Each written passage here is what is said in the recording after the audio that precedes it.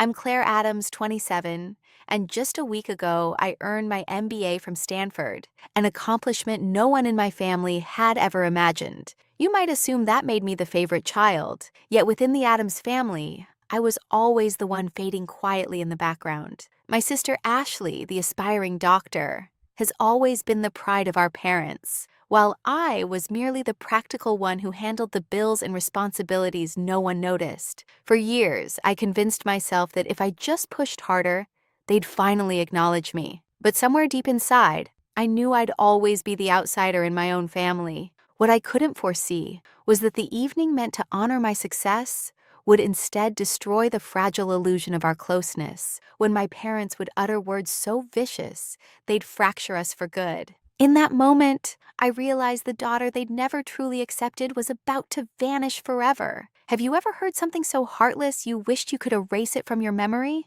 Especially on a day meant to lift you up? If my story resonates, maybe sharing it will help someone else rediscover their own worth. We gathered at Delmonico's, one of the most elegant spots in Seattle.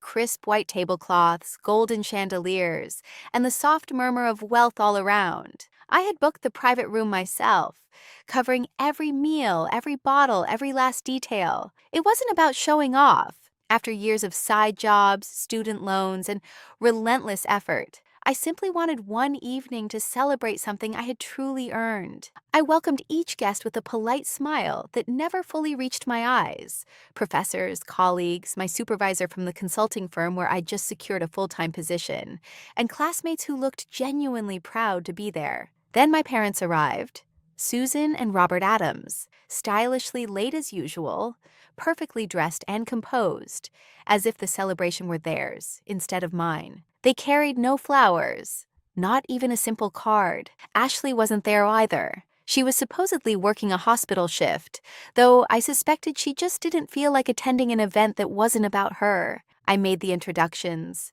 watching as my parents exchanged handshakes and polite smiles. Compliments flowed, the kind I had secretly wished they'd hear one day. One of my professors smiled and said, "You must be incredibly proud of Claire.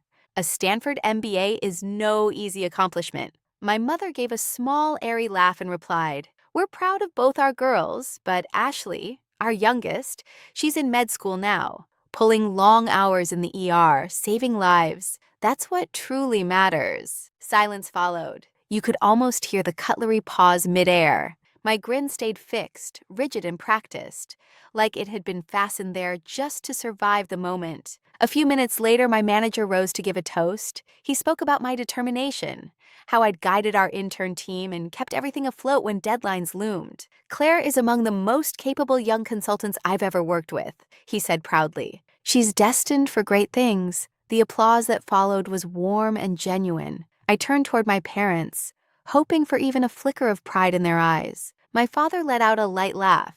"She's clever, sure, but Ashley, she's saving lives every day. That's the kind of pride that really matters." The words hit like a script they'd practiced, as if my whole life existed only to lead into Ashley's grand performance. The hero, the healer, the one who mattered. Around us, the table went stiff, eyes darting uncomfortably. One of my coworkers, bless her heart, tried to mend the tension. She leaned toward my mother and said gently, "Still, you must be very proud of Claire. What she's done is incredible." My mother's smile was cool, almost dismissive. "I suppose it's fine," she said. Then my father jumped back in, steering the topic once again toward Ashley's endless night shifts, rotations, and all the patients she'd helped. "Compared to a doctor," he added with a casual shrug, "an MBA doesn't quite measure up." That was the breaking point. I pushed back my chair, the sound slicing through the silence like a blade. Every conversation died. My voice came out steady, stronger than I expected. "Do you have any idea what it took for me to get here? How many nights I went without sleep? How many hours I worked while studying so I wouldn't cost you a cent?" My mother's lips pressed tightly together, a wall of quiet disapproval. My father looked at me like I was causing a spectacle. I paid Ashley's tuition. I sent money when the power was cut off. I went without so this family could survive. And still, I'm dismissed as just the one behind a desk? The air grew dense. Every breath in the room seemed to stop. By then, I wasn't speaking to the guests, only to the two people who had never truly seen me. If I'm as useless as you think, then who do you believe kept this family from falling apart all these years? My father rose, his face flushed with anger. He didn't raise his voice. He didn't need to. His reply was sharp enough to wound. We wish we never had a daughter like you. A collective gasp, the sound of a spoon hitting a plate. For a heartbeat, my vision swam. Not from tears, but from sudden, painful clarity. I looked around the table, seeing every shocked expression, every person who valued me for what I'd achieved, and then back at the two who had just erased me in an instant. When I finally spoke, my tone was calm, almost steady. If that's truly what you wish, then maybe it's time I start living as though I never belonged to you at all. And I left. If I was never truly wanted, maybe it was time to start living like I never belonged to them at all. I didn't shed a single tear that night. Not when I stepped out of the restaurant. Not when my heels echoed on the wet Seattle pavement beneath a soft drizzle that felt almost familiar. Not even when I made it home, slipped off my shoes, and sat in the quiet darkness of my apartment. But the next morning, when I unlocked my phone and saw 11 missed calls from my parents, and a single message that said, "You embarrassed us. I hope you're proud of yourself," that's when something inside me gave way. It wasn't sadness that hit me. It was sheer fatigue. Because this wasn't some isolated moment. It was just the latest scene in a lifelong pattern I'd finally stopped pretending was normal. I wasn't surprised anymore. I was simply finished. All through my childhood, I was the quiet girl who faded into the background, while Ashley sparkled under every spotlight. We were only 2 years apart, yet it often felt like decades of distance in how we were loved. Ashley had piano recitals, ribbons for participation, birthday parties with towering cakes and golden balloons spelling out her name. I once got a cake that read, "Happy birthday, Ashley O. and Claire," scrawled awkwardly in the corner. A punchline that became a family favorite. They laughed. I didn't, but I smiled like I always did. I learned young that success only counted if it matched what they valued. When I brought home the first place certificate from the regional math competition, glowing with pride, I truly thought it might finally mean something. Mom didn't even glance up from the laundry basket. "That's nice," she said casually, "but Ashley's volunteering at the hospital." That phrase, real impact, was their mantra. It echoed through every conversation, every comparison. Apparently, nothing truly mattered unless it came with a stethoscope. Still, I didn't quit. I kept pushing, believing that if I achieved enough one day, they'd finally say what I'd spent my whole life waiting to hear. "We're proud of you, Claire." So I kept grinding. Through college, juggling 3 jobs at once. I opened the coffee shop at dawn, scrubbed offices after evening classes, and spent weekends tutoring kids from the neighborhood. Every paycheck disappeared, toward household bills, toward Ashley's endless med school expenses. No one ever asked how I managed it. They just accepted the help, as if it were owed. Michael used to tease that I was the only person who could balance a family budget faster than I could recognize my own worth. He said it with a grin, but there was always that flicker of tenderness in his eyes afterward. Michael had been my closest friend since college, the one person who always saw past the masks I wore. His story wasn't identical to mine, but it carried the same melody. His father, a former military man, demanded obedience with an iron hand. When Michael chose art instead of engineering, the man disowned him. But unlike me, Michael didn't spend years begging for approval. "You can't water dead roots, Claire," he once told me. "It's not your fault when nothing grows." At the time, I brushed it off, thinking he was just bitter. I still believed loyalty meant giving until there was nothing left to give. But that night, for the first time, his words began to make sense. After the disastrous dinner, Michael called. I couldn't bring myself to answer, but I replayed his voicemail over and over. "Claire, I'm proud of you, not just for speaking up, but for finally walking away. Call me when you're ready to breathe again." I wasn't ready yet. Not completely, but something inside me had begun to shift. For years, I'd clung to this fragile hope that if I stayed quiet and worked harder, my parents would finally turn toward me and see me. That hope had been my lifeline. But now, I was beginning to realize that maybe freedom comes only when you stop begging for love from people who'll never give it. When I left my old apartment, I didn't take much, just the basics. My laptop, a few worn clothes, the books I couldn't let go of, and one framed photo from college. Michael and me on the campus lawn, holding coffee cups, grinning like fools at a world that still felt wide open. That was before everything got messy. Before I forgot how to smile the way I did in that photo. I found a small one-bedroom place in Bellevue. Simple but cozy, with hardwood floors, white walls, and a wide window looking out onto a quiet street, shaded by maple trees. It wasn't much, but it was mine. Paid for with my own earnings. Chosen, arranged, and lived in entirely by me. No Ashley, no Susan, no Robert, just Claire. That first night, I barely slept. I lay on a mattress set directly on the floor, staring up at the ceiling, surrounded by stillness. At first, the quiet felt hollow, but the longer I listened, the more I understood it wasn't emptiness. It was peace, something I hadn't felt in years. The next morning, I opened my laptop and checked my bank account. 3 automatic transfers were lined up. One to my parents' utility bills, one to Ashley's tuition, and another toward the family mortgage. I canceled each of them. My fingers shook slightly as I hit confirm, but a strange lightness settled in my chest. No explanations, no apologies, just done. Over the next few weeks, I started piecing together a life that finally belonged only to me. Work at the consulting firm began to take off. My manager handed me a major assignment, a restructuring project for a Fortune 500 tech company. I poured myself into it, staying late, running meetings, solving problems instinctively. For the first time, I wasn't chasing anyone's praise. I was doing it for me, and people began to take notice. More invitations to meetings, more requests for input. My ideas were finally being heard. My name started circulating, not as Ashley's sister or the dependable daughter, but as Claire Adams, the rising talent. Evenings became my sanctuary. I'd come home to my peaceful little apartment, where I added pieces that felt like fragments of myself. A soft gray couch, a lamp shaped like a tree branch, a tall bookshelf to finally unbox my paperbacks. I lined the window with succulents, lit candles, and played jazz while cooking dinner for one. It felt extravagant, almost selfish, and it felt wonderful. One Saturday, Michael showed up with a bottle of wine and 2 oversized bags of Thai food. Still breathing? He joked as he stepped inside like he'd been there 100 times. I smiled. I think I'm finally starting to live.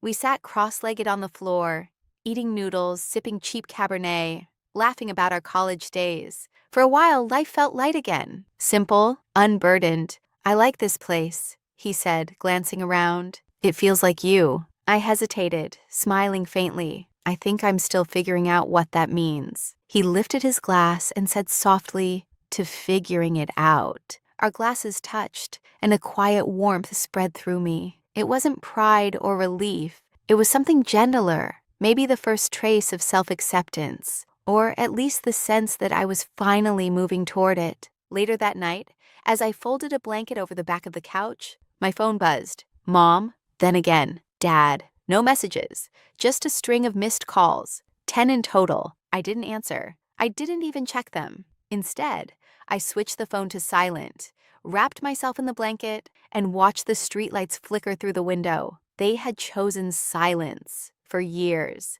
Now, I was returning it, a silence they'd finally be forced to hear. Then came a knock, not gentle, not uncertain. It was firm, deliberate, demanding.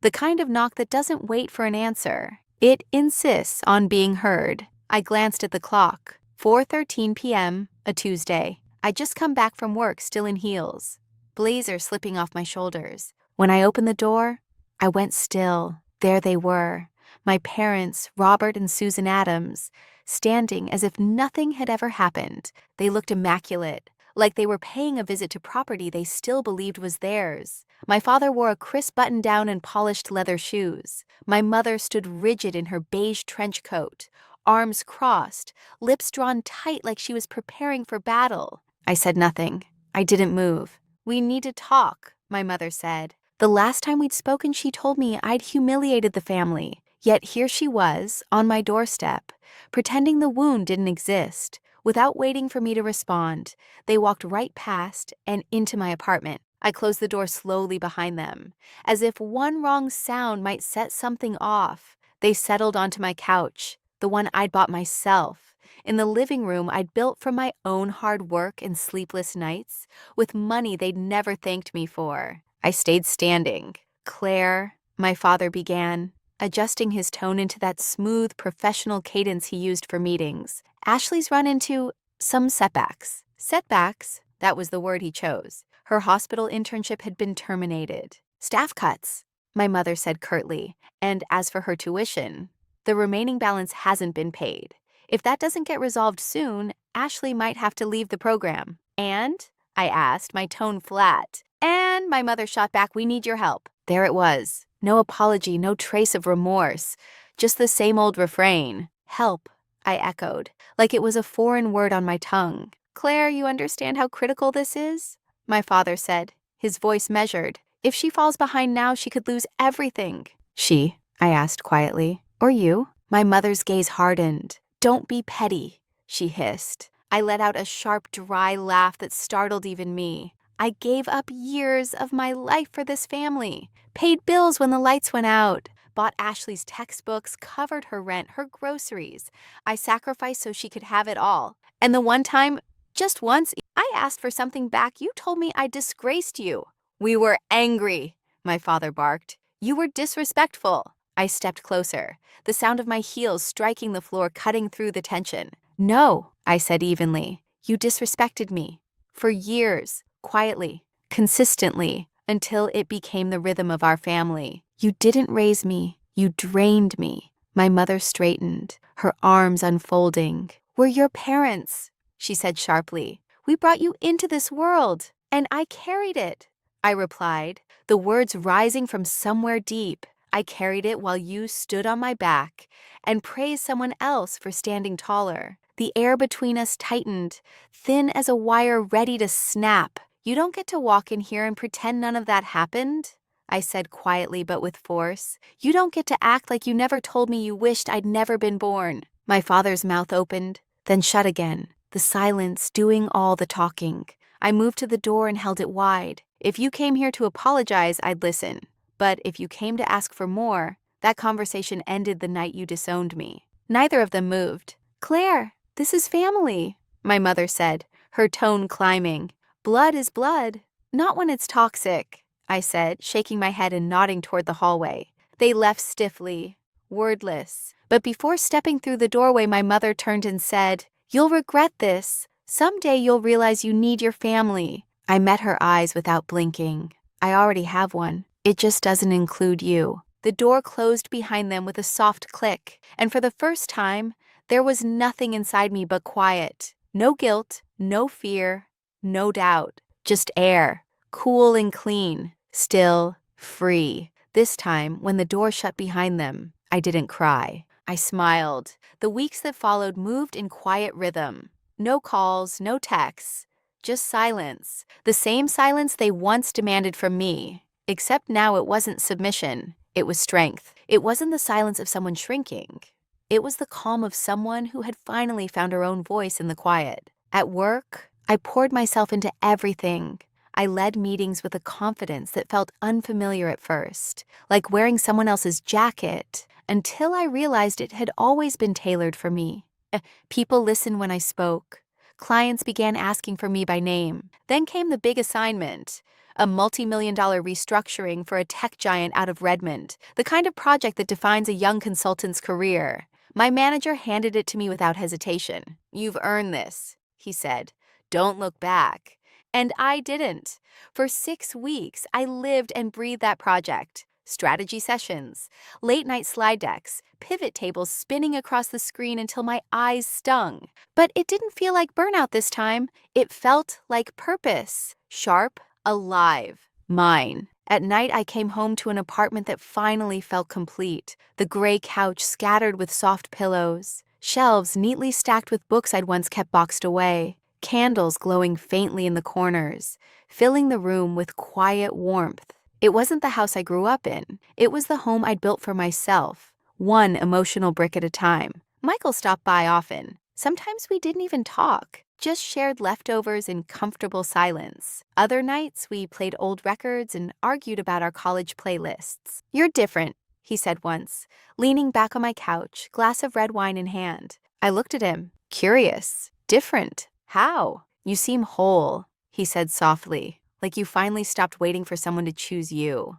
I didn't answer. I didn't have to. The steady warmth rising in my chest spoke for me. Then came the article. Our project had exceeded every forecast.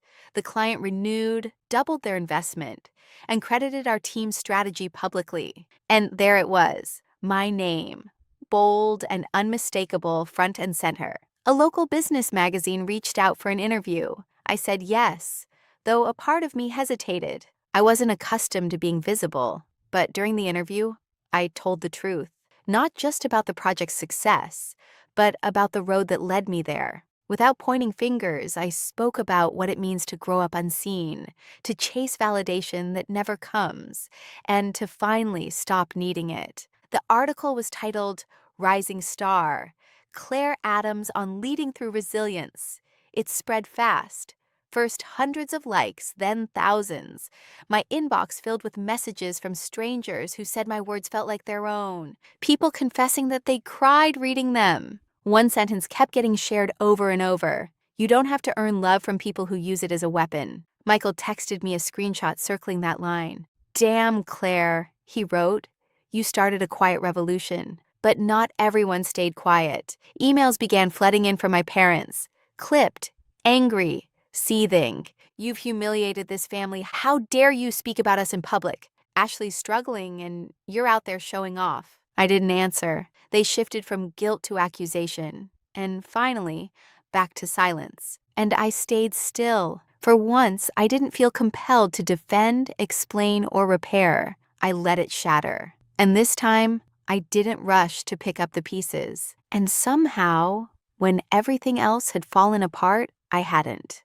One evening, I stood before my floor-to-ceiling window, a glass of wine in hand, watching the Seattle skyline glitter, as if it were quietly rooting for me. I thought of that younger version of myself, the one who used to send half her paycheck home, waiting for gratitude that never came. I remembered that dinner, that single cruel sentence, "We wish we never had a daughter like you." And then it hit me. I used to believe silence meant surrender. Now I understood. Silence could be strength. The celebration I threw wasn't extravagant. It was small on purpose. No upscale venue. No obligatory guest list filled with names I barely recognized. Just a handful of close friends, colleagues who'd stood by me when life unraveled. And Michael, naturally, who arrived with 2 bottles of wine and a ridiculously large cheese board he insisted on arranging himself. It wasn't a party for achievement. It was a toast to endurance. I had just signed a leadership contract with the firm. Not something gifted to me, but a position I'd earned and negotiated entirely on my own. No one else's influence shadowed it. No strings tugged from behind. The apartment glowed in warm amber light. Soft jazz and indie tracks filled the background. Beyond the windows, Puget Sound shimmered under the night sky, the city pulsing gently, alive. Laughter rippled through the room. Someone raised a glass in my honor, and I laughed too. Not the practiced polite sound I'd once used to fill silence, but a genuine, unrestrained laugh, the kind that feels like breathing again. No one brought up Ashley. No one mentioned my parents. No one gave me that look of sympathy I'd grown used to. What I saw instead was pride and something softer, something that finally felt like love. Michael tapped his glass against mine and smiled. "Look around you," he said, gesturing toward the laughter and light. "This is the family you built, Claire." I nodded, the truth of it sinking in. "Yeah," I said quietly, "the kind that chose me too." Later, when everyone had gone, I stepped out onto the balcony. The air from the bay was brisk, clean, brushing through my hair like it was clearing away what was left of the past. Below, Seattle's lights shimmered like scattered stars. I finished the last sip of my wine and let myself breathe.